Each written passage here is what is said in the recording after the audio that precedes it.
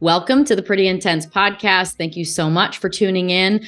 We have a great guest today, but first, if you could please hit the subscribe button, I would really appreciate that. And hit the thumbs up and the bell for notifications. Okay, on to our guest. Today is Dr. Nicole LePera. I actually had Nicole on about 4 years ago, back when my podcast first started, and she was a fantastic guest. She goes by the Holistic Psychologist on social. She has an incredible following on Instagram and across other platforms, and she just does a really good job of educating people about like the dynamics that exist in our reality, in our life, and like what makes us sad and what makes us feel not appreciated, and just trying to understand ourselves. So she has a book coming out. This is her third book. This one is How to Be the Love You Seek. Honestly, I think it's so good that there's more people writing about this sort of more autonomous self-reflection on how to control your destiny. Perception plays a humongous role in our reality. The difference between fear and excitement is a real fine line that could maybe even just be perception. Like you could go bungee jumping and be scared to death, or you could be super excited. I think that it's great that people are writing about this because we have so much power within us to change the way we experience our everyday life based on how we feel about ourselves. And we talked about how childhood plays such a big role in sort of programming us and the way that we go into our adulthood and our romantic relationships. She's in a very interesting, different relationship. She's in a throuple, which is there's 3 girls, and she talks openly about that. So great episode. I hope that you'll tune in and listen all the way to the end, as well as get her book, How to Be the Love That You Seek. Enjoy with Nicole. All great athletes have one thing in common. They take care of their bodies. It's something that we do from a young age, whether we work out, the food that we eat, how we prepare our mind. This is all part of becoming a great athlete. And one thing that I do every single morning is I drink AG1. I do it before I have coffee. I do it before I eat any food. I really feel like for me, it's helped my gut health. It's made my stomach just feel like less bloated and more calm throughout the day. It handles all food so much better. I'm putting like 75 high quality ingredients into my body first thing in the day, which makes a huge difference. Even if I'm traveling, I use the travel packs. I was in Europe for 6 weeks. Every single day I put AG1 into my body. So if a comprehensive solution is what you need from your supplement routine, then AG1 is giving you a free 1-year supply of vitamin D and 5 free travel packs with your first purchase. Go to drinkag1.com/prettyintense. That's drinkag1.com/prettyintense. Check it out. Jen and I were talking about before we started. She was like, it's been 4 years since you talked to Nicole. And I was like, that was like when the podcast started. That was, and she's like, and I was like, had it even started yet? And it was in the fall. So like we launched in August of 19. So that's how long it's been since, like, I think it was October-ish maybe or something. And both you and I were living in LA at that time. And now we've migrated over here. And now we're both in Arizona. So tell me, what's happened in the last 4 years? Oh, not much. You've written like 3 books or something. Like, how many books have you come out with now? Yeah, I think we spoke around the first book, How to Do the Work. So there's been the workbook, which came out last December. This one coming out at the end of November. Yeah. So it's been a lot to move, obviously happened in the middle of all of that. It's so funny to live in a place where it's kind of the opposite than my life in the Northeast, at least, had been. In the winter, you hunker down, you don't go outside for several months. And now it's like in the summer, I barely go outside for several months. Yeah, because where'd you grow up again? Philadelphia. Yeah. And then I went to school in upstate New York and spent a lot of time in New York City. So upstate New York was by far the most horrific weather as far as I'm concerned. So that is one of the big reasons why I've gravitated and moved toward now the sunshine of the desert. So what brought this most recent book on? What was there an impetus? It almost feels like there's something in the collective about accountability and sovereignty over your reality. And I love it because in my own experience, it feels like it's what's made the biggest difference. And what I feel like I'm actually the most proud of is taking accountability and dropping defensiveness and doing things for myself. And as my therapist, I've said it many times, told me, like, which you put me onto her, Vienna. When I texted you in a sad hole, I was like, I actually wanted you to help me. I was like, oh, do you know any, like, I need a therapist? And you're like, let me help you out. And so, oh my God, she's literally just texting me right now, Vienna. That's I'm texting her about seeing her she felt soon. us. Yeah. I Love it. Thanks, universe. But it feels like there's, something in the collective, and Vienna told me something really, really, really potent back in the day, where she said, nobody holds the keys. And I was like, oof, that's heavy. But she's like, you don't have to do it alone. So what does that all mean? And why do you think that we're in this place as a collective where we're ready to do the work ourselves? I 100% agree, Danica. I think it's a kind of movement in the collective of realization. I think a lot of relationships are breaking down very outwardly in the form of collective conflict, though I think it's a natural progression, just to speak from my own journey, which inspired the book itself. As we begin to heal, as we begin to become conscious of our patterns, I talked a lot about that in my first book, How to Do the Work. I think the natural intuitive place then that we focus our attention and or continue to struggle, even if we have increasing awareness and have quote unquote done the work on ourselves, if you will, our relationships, I feel like, become the next kind of highlighted point. So for me, it was very similar, having created a lot of change in my own life and my own relationship with myself. I was still seeing much of actually the same patterns that I was seeing back when I worked as a couples therapist, doing very similar to what Vienna now does. I spent a lot of time working with couples in the treatment room, trying to increase communication and awareness, and even sharing of our past childhood experiences with partners, and yet continue to see, not only in the couples I was working with, but in my own life, continued patterns of disconnection, of dysfunctional behaviors, sometimes of outright conflict, and having lived the byproduct of that in terms of usually getting to the point in my very serial monogamous dating history, from one relationship to the next, getting to the point where I felt so resentful, usually, to speak to your point about responsibility, did not take it myself, pointed the finger outward, imagined I was just picking the wrong partner, and this hypothetical ideal partner was out there in the future where none of this would be the issue. And I continue to find, that I was playing, and that's, I think, a hard shift to take, looking personally at what role we're playing, how our childhoods very much are creating, for many of us, these dysfunctional cycles. Though, to speak to your point, I think collectively we've gotten to our limits. There's a lot of resentment, a lot of conflict that's exploding outward. And also, there is also a lot of my hopeful side of this is a lot of awareness, and a lot of people like myself, the beautiful conversations you have on this podcast, of humans who are beginning to look at the role that they're playing, beginning to take sometimes very difficult responsibility for the role that they're playing, and continuing to enact these generational cycles, and most importantly, beginning to shift and to go back to what I believe is at the core of all of us, at the core of my new book, the kind of heart-based creature that we are, able to actually get along with others, compassionate for others and their suffering. And we don't actually want to be at odds in the way that I think is just so universally, devastatingly, reflected quite globally at this point. How is it then that our childhood sort of puts us in this place? Like, what is happening that makes us completely oblivious and unaware of our own patterns that happen when we're kids? I think often, we are so driven by that autopilot that I speak of often.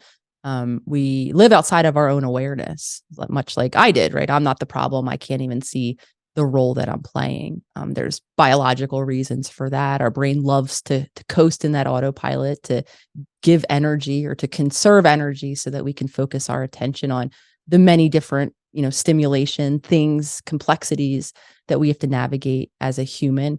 When we really dive into our relationship, I mean, at its core, whether or not we're talking about our relationship with ourselves as individuals, or are relating to another person, that is so mapped on to what we learned in our childhood, what was modeled to us, how we learned to stay as safely connected as possible. And I think the large majority of us, at least those that are in our adult years, were really raised by a generation of individuals who lacked information. I mean, even so much so that for a long time in the field, I often cite this because it is mind-blowing to me. I mean, the parenting advice that was so readily given up until the more recent past was very much of what I would call a behaviorist, focused on punishments, focused on rewards, right? We had reward charts, much like we're animals, completely leaving out the emotional side of our human experience. And so lacking information, those individuals, of course, being raised by even more past generations,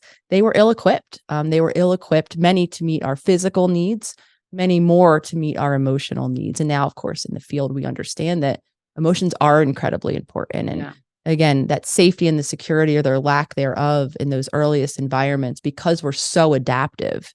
And in childhood, we need these caregivers, whatever version of the caregivers were dealt.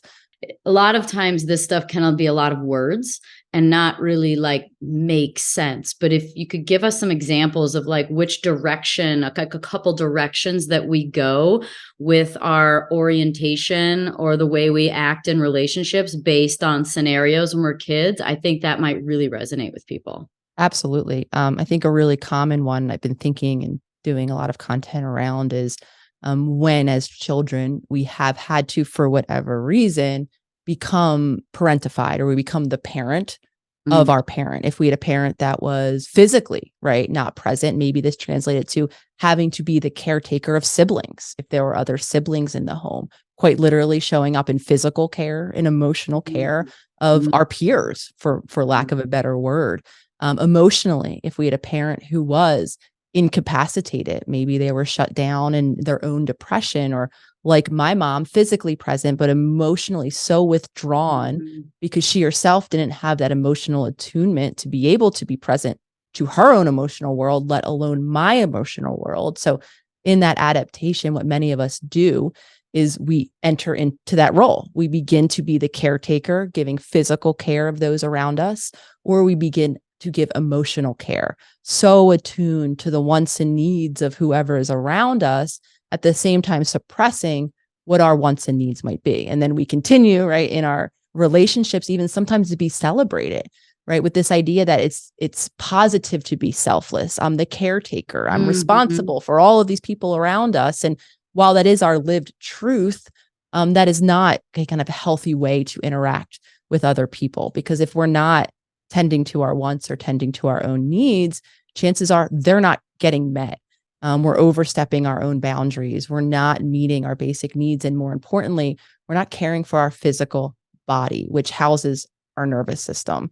And I think and talk a lot about that because, again, these childhood roles oftentimes are the only way that we've learned to safely relate to another person. And if, again, we're not grounded in ourselves, meeting our physical needs, tending to our emotions, able to express them to another person, then we're not going to be able to be a safe space. Chances are we're not going to be who we truly are, right? We're just that role. We're the caretaker. We're the giver. We're the person, the pleaser.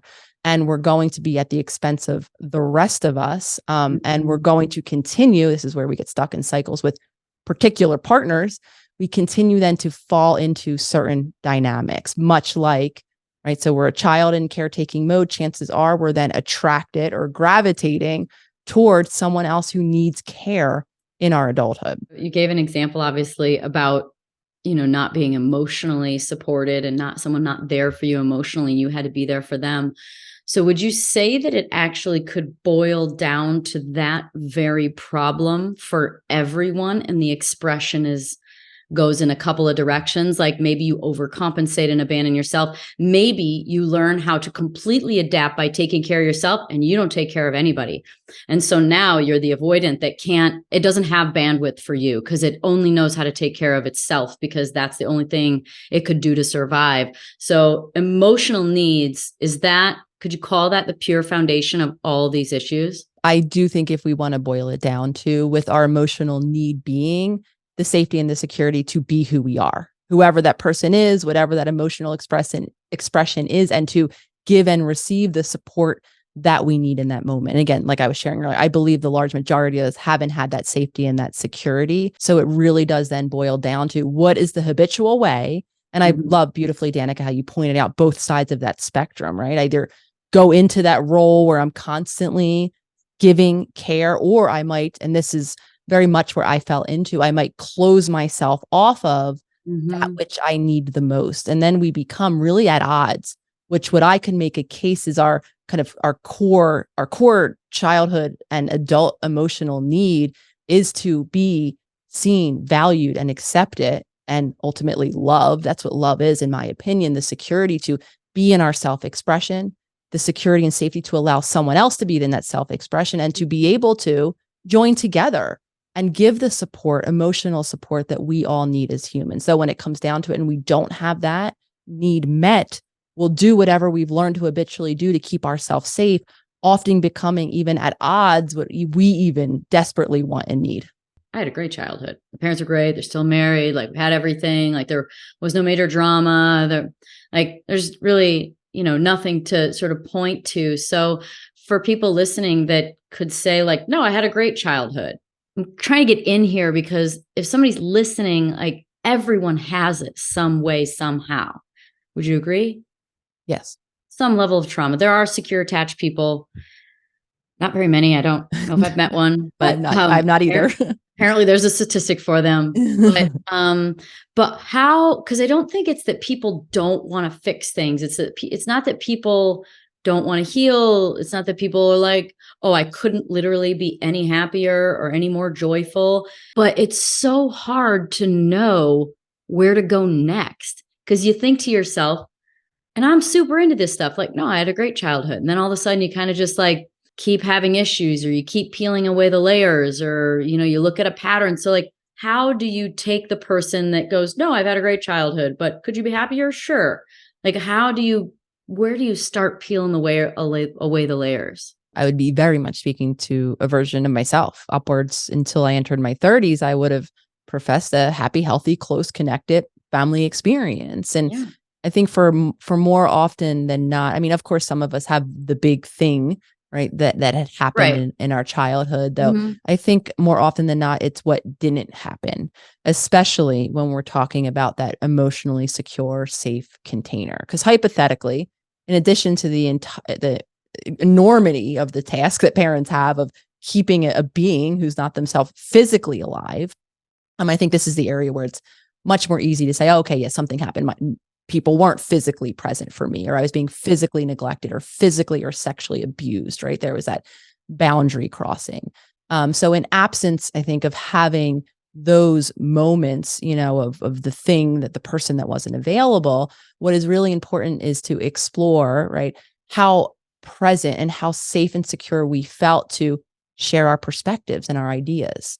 Something that I saw very commonly in my family is there wasn't that safety. We very much had this group think type mentality. I even would hear things, and maybe listeners have heard things in their families, like, my last name, of course, is LePera. LePeras believe this, think that. We don't think these sort of things, right? And again, what on the surface seems like just a simple idea, and maybe in some ways you do share perspectives and beliefs, the reality of it is there's individuals in the family unit that might not actually think that way. So was there a adult present who was curious, who asked you what your perspective or ideas were, who were before that curious and able to create that separation?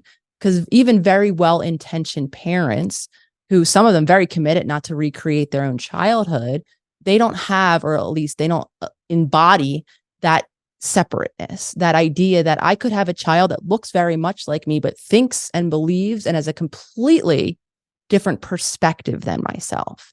Also important, I think, that causes trauma in this area is parents not being able to understand their child's perspective, meaning from a different developmental age. Very common, right? A kid comes home from school devastated about something that happened at lunch. The parent hears about it from their mature parent perspective, probably a little bit because they struggle emotionally to tolerate hearing their child upset in this way. It might activate their own feelings that are difficult for them to tolerate. They haven't learned from their own childhood experience how to navigate upsetting emotions.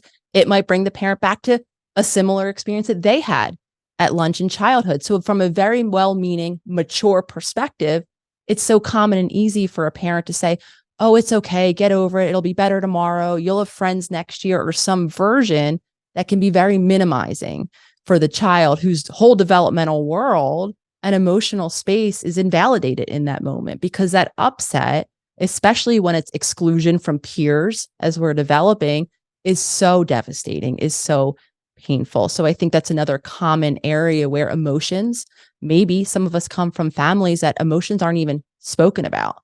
They're swept under the rug. There might even be explosive fights that as soon as the fight is over, it's as if nothing happened. It's not discussed. There might be an emotional flatness.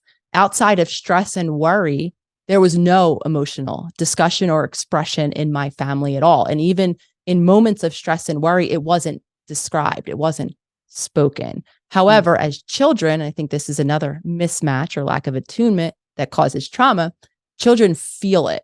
I remember I could feel when there was something usually medically or health related happening in my family. I would feel the stress, though in absence of it being spoken about, right? I didn't have any understanding of what was happening. And more so, I didn't have any support about what was happening. So again, I think what is very common is this idea that there are certain things that we shouldn't tell our children. They should only happen behind closed doors, right? There's a lot of stress or upset in the home, but none of it is being spoken about. And in reality, again, the child is sensing it. And the byproduct is the child is left alone to deal with their overwhelming emotions, and their mind will begin to make sense of it. And unfortunately, if they're at a young developmental age from birth until about age 7, and our brain is in what is called an egocentric stage of development, any of these things I've described, any of the happenings, the way a childhood brain will make sense of it is that they are the cause. We are literally in an orbit. The world is in an orbit around us at that early developmental stage. So the parent who isn't physically present, the parent who isn't emotionally present, the parent who's invalidating our emotions, the parent who's feeling emotions and not talking about it, all roads will typically lead back in the child's mind to, I caused whatever's happening or whatever is not happening. So again, I could continue on, but there's just so many small, consistent things that happen around our perspectives, around our emotions, even self-expression. How many of us were told not to dress in certain ways for whatever reason, not to be a certain way in public. I remember a very common thing in my home, because it was passed down through generations, is what not to let the neighbors see, right? Things kind of stay in the home and don't like express yourself in this way. I was told a lot of messaging around the clothing I wore.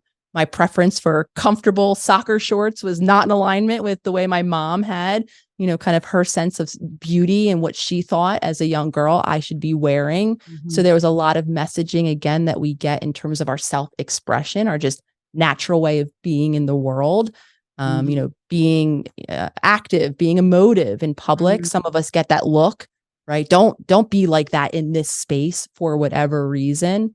Again, another really common thing in terms of boundaries, I think that happens. Parents who are very concerned about perception, outward perception, might overstep children's boundaries. I did a video on this recently. I don't know if it's come out yet on TikTok, but the child who's told, go hug whomever, right? Because they'll get upset if you don't hug uncle, aunt, or whoever it is, when really the child instinctually doesn't want to hug. Or me, I was a very shy child. I didn't want to talk to anyone who wasn't my family or my close, connections. I would literally hide behind my mom, being urged to go say hi to so-and-so, right? Pushed beyond our limits because, again, the parent is worried, very well intentionally, doesn't want to hurt someone's feelings, is worried about how they will appear as a parent. If and when the child decides to honor their own boundaries and not to make physical contact or not to make verbal contact, whatever it is. So again, very small moments, of course, not one-offs. I want to relieve all parents listening. This isn't the one moment you said that. This is when this consistently happens over time. Ultimately, the message is our ideas, our emotions, and our self is not worthy, and we need to adapt in whatever direction. Right. And we don't feel seen in some way. And it's sometimes sometimes whatever they're doing might be coming from a really good place. Like, for instance, in my situation with my dad, which created a more anxious attachment style wound for me. My dad was gone all week, every week, and would only be there on the weekends. And that creates this inconsistency, which I was like, oh, why is he leaving? And now he's coming back. And how do I keep him here? And then we started racing at 10. And then every weekend he'd yell at me for whatever I was doing. And I love my dad. We have a great relationship now. And we always really have, but like, these are things that created a negative effects in my intimate relationships moving forward in my life. And so he was gone because he was working. Like, he would come home, but I was in bed. Like, that's how much he worked to be able to put food on the table. And like, my parents were down to their last $100 and they bought a picnic table when we moved, like they moved into their very first house together. I mean, they had no money, and my dad built an amazing business from nothing, but it took a lot of time. So he's doing something really good, but it is read by my body as a child that has no ability to discern between there, gone, work, play, whatever. And now that is now an anxious attachment wound in me. And so, then I get yelled at on the weekends, and then I'm like, oh, well, if I want to keep dad around, because now the wound's there, I'm like, I better kind of like keep showing up and like put up with it. And like, I'll show you, dad, I can dig deeper and we can keep doing this, And so it doesn't always it is not always a vindictive or mean or a heartless action. Absolutely not. And somewhat similar, though a little bit different. Very well intentionally, my parents, coming from a very kind of post-depression era. My dad is now 86 years old. He was born in 1937. A lot of my parents too have a similar story, coming back from their honeymoon, dropping the last 50 cents into the toll. That's all they had. They had bread that they were eating, for sandwiches as they were driving back from Florida to Philadelphia, because that was the only way that they could have a honeymoon. A lot of financial insecurity and a lot of messaging that I received throughout my life, and in particular around employment and work, and even the concept of it, and what was the path toward a secure retirement, and making sure that my financial needs were met. A lot of the way, again, that my mom, mapping onto this a little bit, was able to love me in absence of emotionally, was by making sure that I got into the good high school so that I could get into the good college, right? And giving me this more, setting me up to succeed financially. So now flash forward, I start to speak to my parents about wanting to, quote unquote, be in my own business or create my own business, even being a therapist. And I was met with a lot of worry, a lot of resistance, a lot of, are you sure you want to do that? And you don't want to work for someone else where life is more secure and the paycheck is more predictable. So again, I think that's another area too, where very well-meaning parents, especially coming from their own financial insecurity, begin to send sometimes direct messaging, sometimes indirect messaging to their children from a very well-intentioned space, wanting them to not suffer financially in the same ways, to have financial security, but that can absolutely not only impact the work we do, but certain aspects, of ourselves. I think of young artistic kids, and for a very long time now, until we have, the advent of social media and creation and all that can come in terms of opportunity. I mean, art was not a celebrated path. And in my opinion, right, that sort of self-expression, if that's not being fostered in a child, it's a whole aspect of their self that, again, for a very well-intentioned meaning or, intent in and of itself, is being suppressed because of the need for that financial security. Well, and let's just take a second to talk about, there's so many different kinds of intelligence. Like, we've been forced to think that the one that we go to school for is the only kind of intelligence. And it's bullshit. Like, you can have emotional intelligence, you can have artistic intelligence, you can have book intelligence, you can have like body intelligence, you can have, there's so many, intelligence for nature. Like, there's so many like ways that you can be intelligent, and we're not all of them. They're all in us, but there are some that we shine more with. And so, school does not do a good job of helping us understand that we're all gifted. I could even take it a step further and say, not only does it not do a good job, it can be downright traumatizing. What immediately comes to mind for me is my partner, Lolly, who in school, kind of based on her own wiring that we now have more different language for, really struggled, was not able, no matter what her parents did to get her the tutor, to, demand she do her homework to help support her.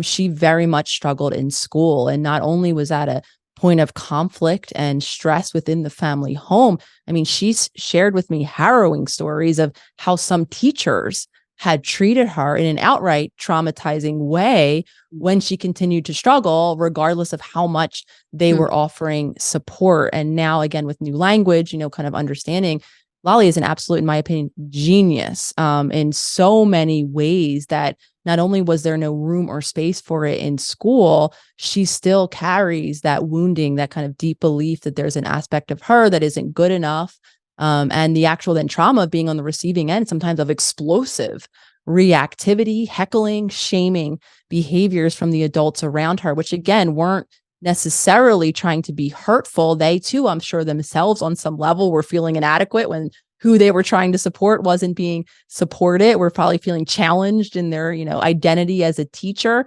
and everything else, and might even have been activating some of their own past experience. So she's someone who just comes immediately to mind. I'm appreciating you, Danica, for bringing up school. We have this very one size fits all model that, again, not only does it not create space for all of the different beautiful versions of intelligence, I meet more people like Lolly that actually are carrying really deep rooted trauma from all that came with their own school experience. You have a chapter in the book that talks about like how to feel like something is embodied, like embodying the name of the chapter. You probably know it offhand, exploring your embodied self. So I think it's a good time to talk about explaining what that means, if you can, because like I have a lot of thoughts around the word embodied. And then my thought is going into things like EMDR and modalities to heal these traumas that come from an experience. So please try and give us your thoughts around, what do you mean? Embodied's very much just a word until you really experience it. So help us understand. I love that. Even your question, embodied is just a word until we experience it. I mean, how wise, and so much truth in that. So simply, if we want to, as I often do, simplify the definition of embodied, to be in our body, in the physicality of our experience, which does include our emotional world. I mean, this was not only was inserting the body into my own equation of my humanity, coming from very much a clinical system that prioritized the mind, that very much was based in a CBT-based framework, this idea that thoughts create our emotional experiences, change our thoughts, change how we feel, change what we do in the world. And very much being an intellectualizer myself, I like to think my way through problems. I lived most of my life completely disconnected from my body and had no reason to believe that there was anything problematic about doing that. Again, I think it's very celebrated. I do think even going down this kind of topic of self-awareness, self-analyzing, being a clinical psychologist, being in a room, teaching people how to increase their awareness, I think, of course, that's valuable up into a certain extent. I will always break down the process of changing into 2 steps. The first step being becoming conscious, right? Kind of becoming aware, having these insightful moments. Though the reason why I saw myself and many other people stuck is that only goes so far. We have to at some point build that bridge from utilizing that insight, right? And even some of us continue to use this over-analyzing, over self-aware way of thinking about ourselves into endless infinity as actual a protection against everything that's alive within our body. So for me, discovering the importance of the body that houses the nervous system, that just as much as our brain is sending very powerful messages down to our body, our brain is also assessing all of the very powerful messages that our body is sending. You can think your way out of it. You can talk your way out of it. You can use a lot of big words. You can tell yourself a lot of big words. Yes. And you can just sort of escape through intelligence. Yes. You agree with that? Yeah. And I think a lot of people continue to utilize that over intellectualization as a protection. Because when we do begin to shift focus and rediscover that we are living in a physical existence, and more so when we truly understand that emotions are physiological experiences, they're biomarkers, they're giving us information, I should say, around how we're experiencing our environment. I think a lot of people even believe that feelings and emotions, right, live solely in our mind. They're a mental construction, and in reality, they're not. Our mind at all times is taking in all of the sensory information that our body is registering, often outside of our awareness, to actually then impact the thoughts that we're having, right? So just using myself as an example, all I want is peace and calm. I want this peaceful day. Yet meanwhile, my body is tense. My muscles are tense. My breath is really quick. My heart rate is racing because I'm carrying stress for me from a lifetime, from my stressful childhood environment that I didn't have the right tools to help myself release. So in that moment of seemingly peace, or what my intention was to hopefully have a peaceful moment, my mind begins to race with stressful thoughts. What I didn't do, this argument I had this morning, what could happen tomorrow. All the while, little did I know that my brain was just assessing the messages my body was giving it. Because the reality of it is, we're not going to find a moment of peaceful stillness if our body is in a stress response, because actually peaceful being still is probably the last thing physiologically that our body wants to be doing when it believes there's a threat at hand. So for me, it was a big mind opener, really understanding again that I have a body, beginning to live in my body, beginning to attune to all of the physiological sensations, which then brings us to the reality of how uncomfortable it is. And the reason why so many of this then continue to escape into our mind. Why do you want to embody anything? Right. Like, why? Like, I like to get like really, really, really down to the root of things. And so embodied. Okay, great. I want to embody okay, put it in my, why do I want to put it in my body? What's the point? Because also the next thought, which you're just about to go into, and I'm excited to hear what you have to say, is that if we're going to embody the shit that's happened to us, a lot of times we're going to have to go through the shit, right? Like if you're going to have to feel the feelings of being a little kid that no one paid attention to, or didn't give a shit what they had to say, or wasn't important, or wasn't beautiful, or wasn't smart, like you're going to have to cry. Like you're going to have to cry because that was a reality for you. So explain what the role of embodying anything even is. I want to apply this to the context of relationship, because I think this is where it becomes most prominent. To be connected is to be not only in our self-expression, but to allow another to attune to us energetically and emotionally. So again, just using myself as an example, one of the major complaints I had for every past relationship was ultimately I'd get to the point in the relationship where I don't feel emotionally connected to you. I would voice that complaint. Of course, not taking responsibility. I assumed, well, there's something wrong with you emotionally. Clearly, it's not me. You're not able to give me what I need emotionally. Onward, I would go to seek my next relationship, this ideal partner who would just get me, right? Who just would know. Little did I know, and again, bringing this full circle, that until I began to look at the role I was playing, which was actually keeping myself so emotionally distant from myself, because remember, I didn't have that attunement in childhood. So my safest space was to distract or to dissociate. I call it living in my spaceship. I began to kind of hover above, intellectualize, think my way. I was very gifted academically. So to speak to your point, right, I kind of logicked my way through life. And the same applied in my relationships. So unbeknownst to me, the reality of it, why I wasn't feeling emotionally connected and why many of us feel alone in a crowded room. We're with partners and we feel a sense of emptiness still.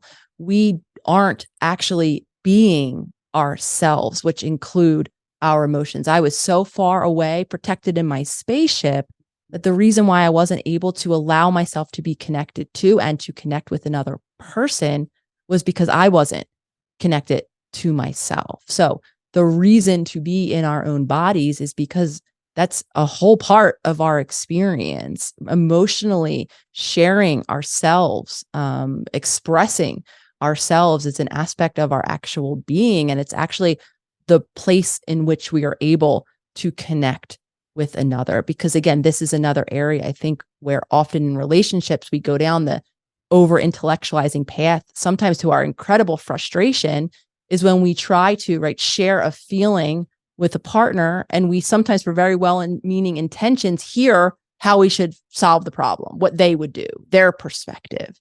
When in reality, what we really want at our core, going back to what you were beautifully citing, we just want to be seen in whatever it is that we're experiencing. We just want someone to sit next to us in our suffering of that moment and feel less alone. Though I think that's another area where we shift into that left brain. We have very well-meaning partners that can't tolerate meeting us. Maybe they're not even emotionally connected to themselves to be able to attune to how we're feeling. So then we hear what they would do, or not to worry about it, or all the things that they are trying to help us. Though in reality, I do believe the basis of, I make a case for all relationships in general, is to be in that pure grounded state, allowing beingness, me to be who I am, me creating the safety and the security and the curiosity to explore who you are, and to be able to join together in those moments of pain, not to solve the problems, not to think them away, not to do all those habitual things that many of us have learned to do to keep ourselves safe. Yeah, because many times, like, we just want to be heard, right? We come home with the problem and it's not, look, I'm so guilty of this. Like, what's the problem? I'll fix it. Like, okay, well, there's this. What about this? And part of my way of empathizing was to understand. And so, but people don't always want you to help them solve it because maybe there's not really, maybe it just takes time. Maybe you're not the one to solve it. You're just the one to love them no matter what. Like, love them with their experience. And it's not like, oh, I didn't marry my mom, right? Or I didn't marry my dad. I married someone that's going to hug me when I'm fucking down, instead of trying to make everything better. Like, being better is being seen and met emotionally.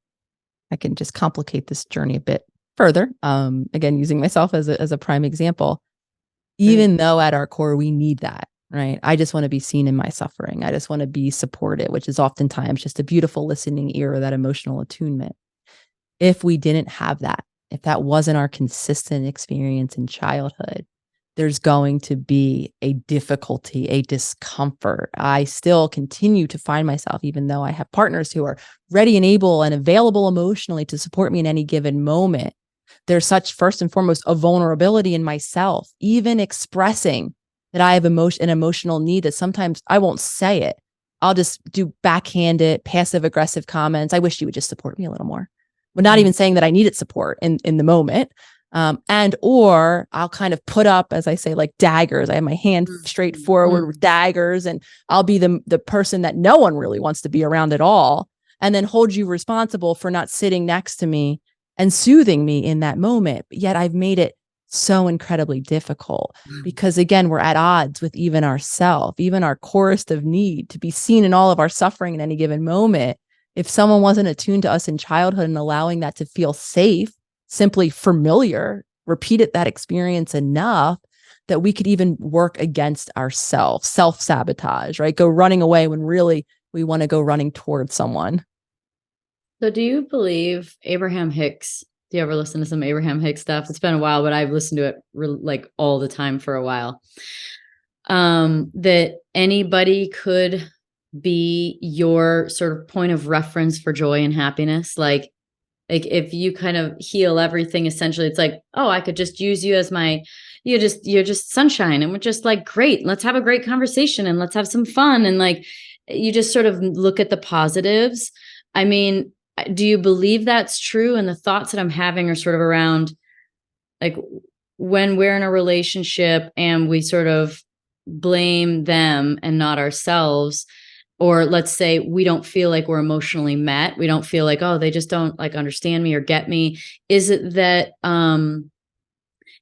you've matched up with someone to show you who you are because they're the same and they'll fade away? Or is it because you can't feel what they're doing to give you love because you're not doing it for yourself? So you actually don't have the receptor for it yet. You're like, the synopsis is not there. And then when you connect it, you're going like, oh, I can feel that now. Like, we can connect the circuitry to what it means to be there for myself. Now I can feel you here for me. Or is it that we're actually meeting someone like us to show us that we're not connected? And then when we get connected, we go, oh, you're not connected. Yeah, bye. I'm sure it's not that black and white, but these are the things that go through my head. I love this question. I love thinking in terms of how I would answer this. So I think healing, let me start by maybe defining that in my perspective and opinion, at least.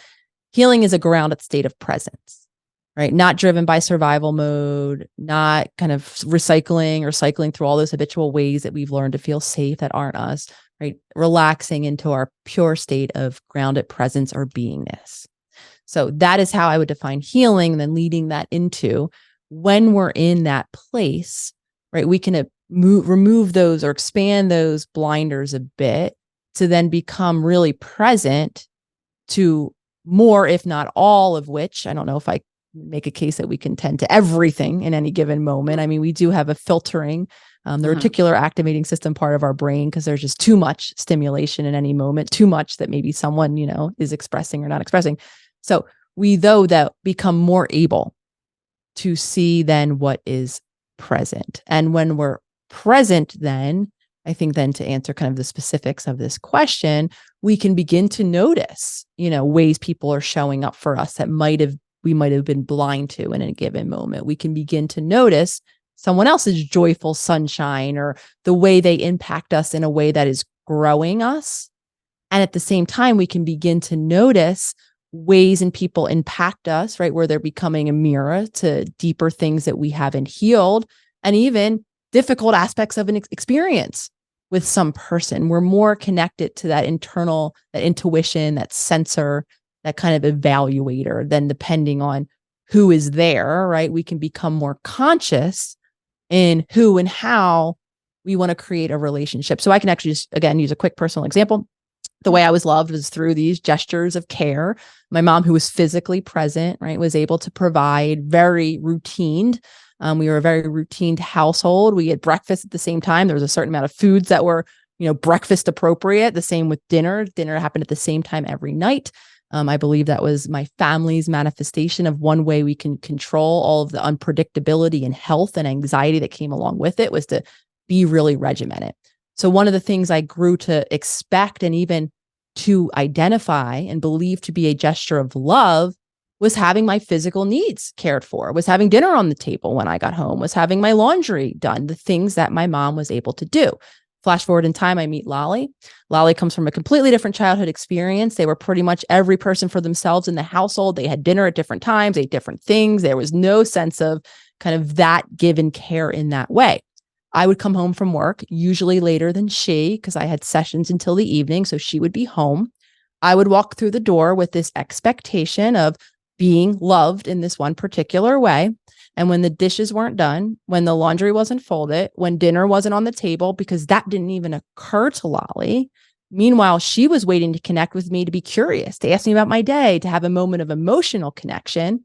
When I didn't see or have that expectation met for what I was defining was love, all based in my childhood, I actually did not only turn a blind eye to what she was offering me, I actually would become outright argumentative, combative. Yeah. I would say, is something wrong? No, nothing's wrong. The house is dirty, but nothing's wrong. Completely. I'm a little hungry, I've been gone all day. So I guess I'll just order dinner, for myself. It's fun, passive aggressive, right? Daggers. Right. So just prime example of that kind of blindedness. I wasn't in my own grounded presence. It felt threatening to me when the person that I love dearly isn't caring for me. I went into my survival mode, which is being passive aggressive, being explosive, whatever it was. Meanwhile, I missed out on everything that was actually there. So again, I think as we heal doesn't mean an absence of meeting negative people, having challenging moments, navigating life with someone who's different. Being healed means being grounded in presence while all of that is happening. And I think the byproduct of that is we become much more intentional and conscious about the relationships that we invest our time and energy toward. The safe and secure partnership no longer feels threatening, doesn't activate all of these underlying patterns, and we can actually begin to then co-create a life with someone who is different, not just the familiar pattern that we've learned and repeated, many of us, for the majority of our relationships. We can't know any different is all we knew. And so that it's like your program, this is, what makes me think we're a simulation. Like you just have the program and you're like, wait, a new one comes in, you're like, does not compute. Right. Like, so I'm kind of fascinated by relationships, and like it's been a journey for me. And, what's the point of them? I know it's a bit of a broad question, but I want to see where you take it. I love this. Again, we are social creatures. So, and I mean intimate. I mean like partnerships, like intimate relationships. Okay, thank you for clarifying, because I would not make like friendships. A broad case that we need other people. We do not exist in a vacuum. We not only need kind of the give and take of resources and energetic resources, the support. What is the point of romantic partnerships? That's a very interesting question, because I've actually been thinking and speaking a lot about and exploring the possibility of whether or not one's needs can get met outside of romantic partners. I think, a very common thing I'm hearing a lot in the collective is, right, I'm going to be alone. I'm going to be single. I'm going to just cultivate my core friendships. And so I've been giving a lot of consideration to, can that and will that translate to a fulfilling life? And I think ultimately my answer is yes. I think we need just connection itself, whether or not it's with a romantic partner or a more platonic friend, a core community, or whatever it is. But I think if you want me to get specific, what is the point of romantic partnerships? I think that there's a certain vulnerability, especially in oftentimes, but again, I could make a case that this isn't the case as much as I'm going to say it is, about the physicality that often comes with romantic partnerships, and the depth of vulnerability that some of us share emotionally in those partnerships. But again, as soon as I say that, my mind goes, well, wait a minute. There are people who are, more on the asexual end of the spectrum and don't have physicality and even their romantic partnerships. So I'm not sure, I guess might be my final answer. If there is a different point of a romantic, let's philosophize about it. Part. Yeah, I don't know. I think that relationships, and again, as we become more attuned to ourselves, I think we can create incredibly fulfilling relationships with people that exist outside of a traditional romantic kind of defined partnership. I think that, like I said, I think culture itself is beginning to expand their ideas of what we thought was the one way of, being. Well, we'll talk about that because there's 3 of you, right? Yes. You're in a throuple, which is a polyamorous throuple, which I want to talk to about next. But first, if we're philosophizing about what's the point of a romantic relationship or an intimate relationship with someone, it's that we can't see ourselves. We can learn a lot from the stuff around us. We can learn a lot in work, let's say with our family, even like we can get triggered and have these things happen. But like, if we're really going to get through a lot of really deep stuff, we've got to really, really care and really be vulnerable to how we're going to be viewed, chosen, if we're going to be chosen. And like, we'll be like, our friends will love us no matter what. Our family will love us no matter what. But like, someone might not ever be around again if it doesn't work out. Like if you're together with somebody and you break up, you might never see them again or talk to them again ever in your life. They're not going to love you no matter what. They're going to move on. So we've got a lot on the line for our ego, for our emotional body, for our, how we, what this says about us. And so it brings it all really up to the surface. And so I think they're to show us on the deepest level. I do too. And I can make an argument that I believe that friendships can be that as well. I think a lot of us do subscribe to longevity or tenure based, right? Well, they were my friends. They are just going to be there no matter what. I am hopeful, and I speak often about authentic friendships, and learning how to have the same hard conversations, how to be the same mirror and offer that version of love. Love isn't just sticking by and right saying or placating. Love sometimes, even in a friendship, is being and holding that mirror up to those around us. And I then speak of the byproduct of some friendships might be to separate and to grieve. And it might not be a healthy thing just because you've been friends since you're 3 or since high school to continue to keep and invest in that friendship. I do believe, though, however, that a lot of us have been operating. Same thing with family. I don't know if we spoke about this, though. Several years ago, I made the choice to disconnect and to create. It ended up being somewhere around 18 months of actual separation from my family, being very much indoctrinated otherwise. Family is everything. Might as well have been a plaque on my mantle growing up.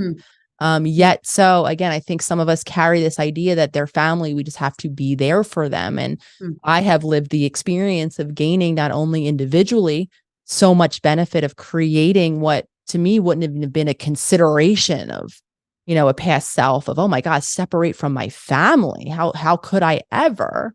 Though not only was that so instrumental in my own rebuilding of my relationship with myself, it actually drastically allowed my family to break some of these generational habits and to create much more sustainable, healthy, authentic dynamics on the other side of it.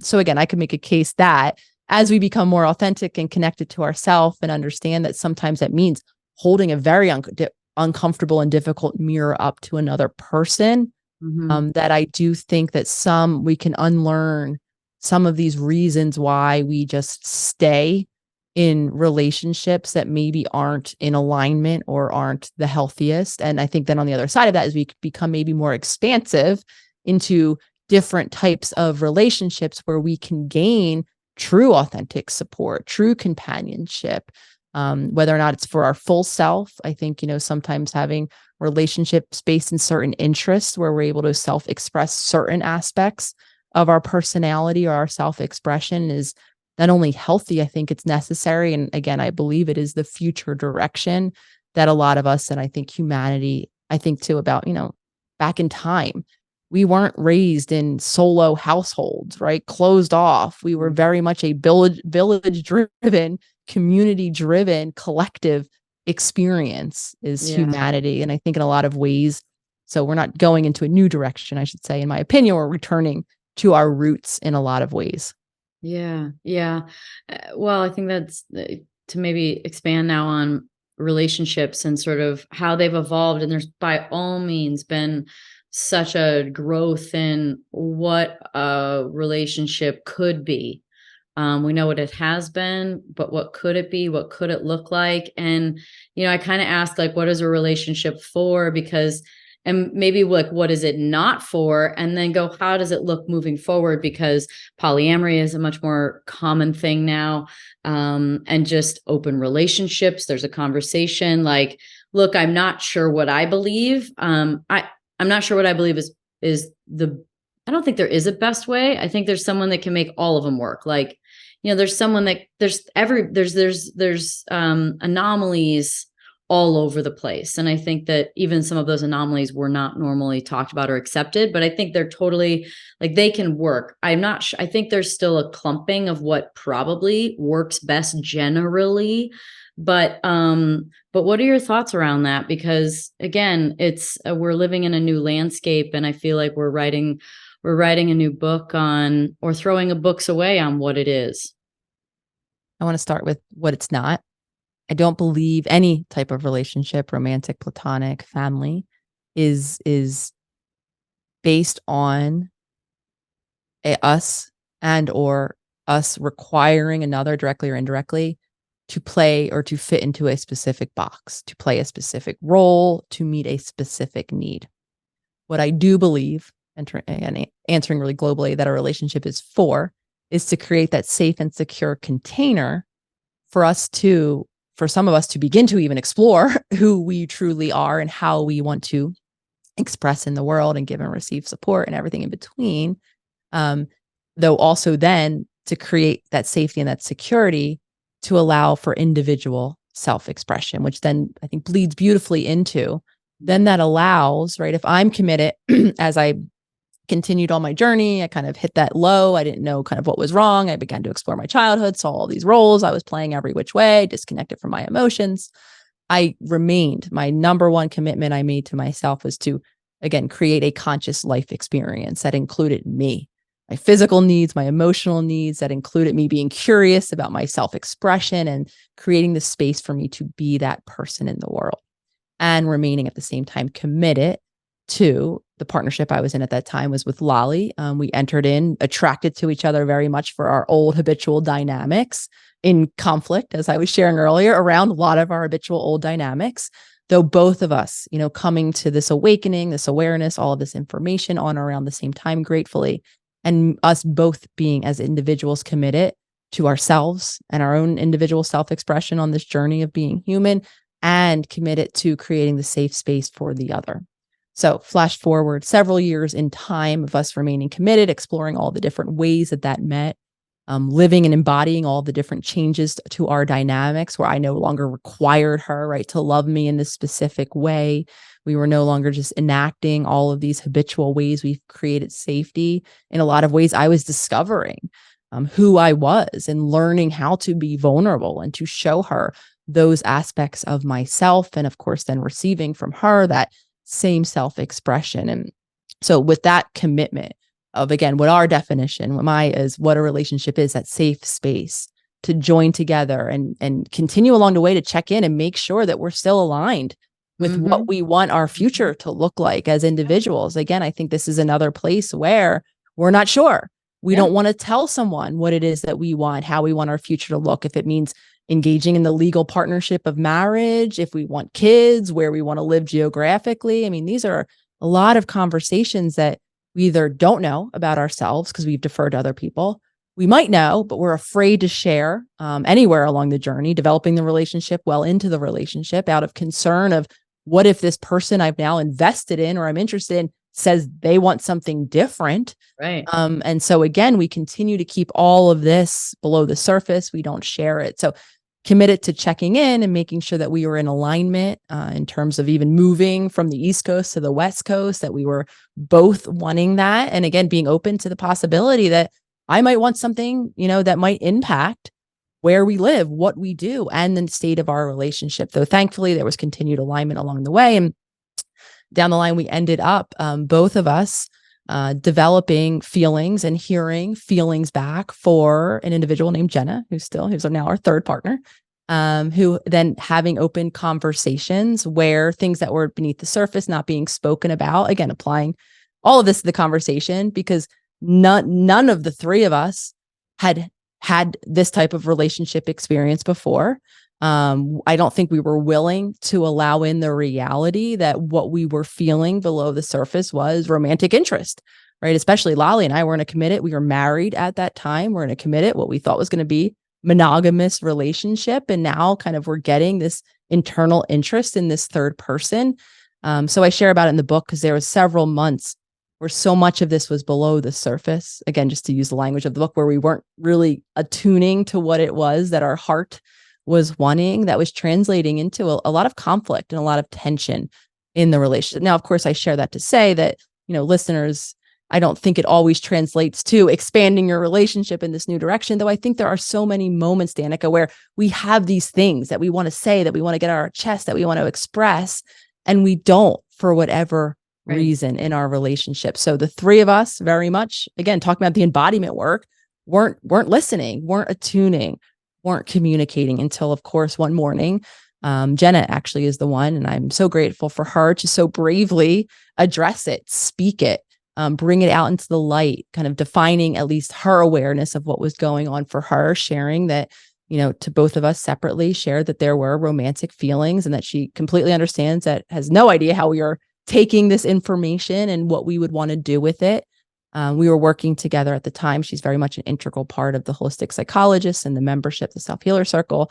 So above all, she communicated her commitment to continuing to work together, which would, of course, mean boundaries and everything that would move forward if we, declined or weren't interested in what it was that she was wanting to pursue. And again, separately, together, Lolly and I both took time to explore within ourselves and came together and both committed. It was something that individually was of interest, and I was able to share that with her and receive that she too was feeling the same, wanting not only myself to live in my own self-expression or full expression, wanting that for her. We very much decided to try to walk forward into what was the word throuple, I giggle now when people say it, because no idea that was a word. Had to Google it, actually, because, who doesn't go online to make sure something is valid? I'm like, 3-person relationship. Pink. What is that? Was met at that time with 1 or 2. I think there was only like 2 people on social media that were being out about this kind of version of a relationship, because we were very clear. We weren't necessarily opening up a relationship, I think, is, again, some people's path in terms of a more poly or an open relationship. We were very much wanting to see if, as a core unit, we could cohabitating, invite a not third like, in. oh, you're a third and we like see you sometimes, or like whatever, but like truly all of it 3-person relationship at all times. Yes. I mean, we were living very close to each other in Venice Beach at the time because we worked together and we're very much in the building stage of the business. We spent the large majority of our time together, and we knew we were getting ready to move here to Arizona. So it ended up being, yes, a full immersive experience. But the commitment first was, this isn't like a separation. Like, we are interested to seeing if, as a 3-person unit, this could work. And it was very much walking into the unknown, us each as individuals, staying committed. 2 seems hard. 3 seems really hard. It's a journey. I mean, talk about a mirror, right? I have now more mirrors. I have 2 mirrors. I have 2 dynamics, but this brings me to, again, this idea of kind of putting people in a box, right? I have two separate relationships with each of them in different ways. There's different ways Lolly and I connect. There's different ways Jen and I connect. We have a synergy when it's the three of us together. And again, I've allowed myself that opportunity historically, though, having been, this is what romantic partner is, right? And kind of boxing. And I think we do that too with friends. Like I was sharing earlier, right? This is my idea of what a friend is. Yeah. When in reality, we could have a friend that we connect with very emotionally, maybe kind of like we were talking about earlier, giving us that really fulfilling experience. We could have a friend that we like one interest and we go do that one thing together. We could have a friend that we just like to have a good time, and whatever it is, we could have different definitions when so many of us box ourselves in. So saying that to say, it's been you can solve a problem. Now someone has dinner on the table because that's their love language. And now there you go. Problem solved. I will say Jenna is quite good around the household. One of the there you go. It's a jigsaw puzzle. This actually works out very nice. Lolly doesn't have to do something that's unnatural to her. I get my need for the dishes done met. Everyone wins. So, okay, if you could thank you for sharing, and for sharing initially and sharing right now. So if you could just sort of close out with, the title being How to Be the Love You Seek, what, based on your experience, can people expect to feel if they become the love that they seek, and what will be their reality after that? Love this question. I think the first thing that we can expect to feel is for many of us, new experience of a calm, grounded presence and connection. So many of us even associate relationships with high stress, right? These high drama moments, this emotional roller coaster where it's pure passion, we call it. And then we fight, and then we have this amazing makeup sex, right? In reality, a safe and secure connection is calm. It's grounded. Though that's not to say that there aren't moments of disagreement, differing opinion, differing needs, differing resource states, right? And conflict even at times. So however, when those differences occur, there's an ability to remain calm and curious, and or to separate if we can't create calm in the given moment, though then there's a commitment to repairing or returning and understanding maybe someone else's reaction that we couldn't understand in the moment, or exploring, again, the deeper needs. It can really be, I used to describe or use this visual, and very much I didn't really have to do much when I was working with clients, couples. They would usually be sitting on the couch right in front of me next to each other. Though when in conflict, right, they would turn against each other and combat. And there was a winner and a loser, or someone's needs would trump another's. And I really like to use the visual of actually sitting calmly next to each other on that couch, right? The issue, the disagreement, whatever it is at hand in front of us both. And from that calm, grounded presence, we can then explore, navigate the differences, negotiate, right? Times when I might have more energetic resources and I might be the one who's playing the supportive role, knowing that somewhere down the line, those roles will switch. Simply like I was sharing in terms of Lolly and I, making sure that we're looking toward the same future that works for both of us, and we can hear each other and create, again, that safety and the security where it doesn't just matter. I'm not the only one who matters. I can actually allow someone who's different to matter, that I care about, and I can be in that grounded state of, again, to bring the title back in, that heart-based. I do believe love is the energy or the emotion of our heart. I think when we naturally reconnect with our heart, we open up the possibility to be in these collaborative as opposed to more conflictual relationships, whatever relationship that is. Right. That's beautiful. And, the mirror for ourselves is the mirror we show to others. So when we love ourselves, no matter what, we love someone else, no matter what. When we have patience for ourselves and the mistakes we make, we have patience for the mistakes someone else makes. And, when we want to figure ourselves out, we want to figure them out. It's all the mirror. Oh my God, it's everywhere. Yeah. Yeah. Wow. Well, thanks again for coming back on, and for also taking the time to write these books and help people along in their journey. More than ever, people want this information, and I'm so grateful for it. I mean, people want therapists now. People are like, they don't even think it's weird. I remember asking my parents a while back, years back, I'm like, do you guys ever think about having a therapist? And my mom was like, no. It's like, I'm not a sociopath or, so it's becoming more normal. And it's because of people like you. So thank you. Thank you. Thank you, Danica. I mean, thank you for the conversations really that you host within your community. I think that we're all doing a part to, embody that collective shift, which I could not agree more. We're all looking for help, for more self-understanding, and for more ways to join together. So it's been truly an honor. And of course, thank you all for listening. Thanks everybody for listening to the Pretty Intense podcast today. I hope you enjoyed it. If you like what you heard today and you want to hear more, please click on the subscribe button.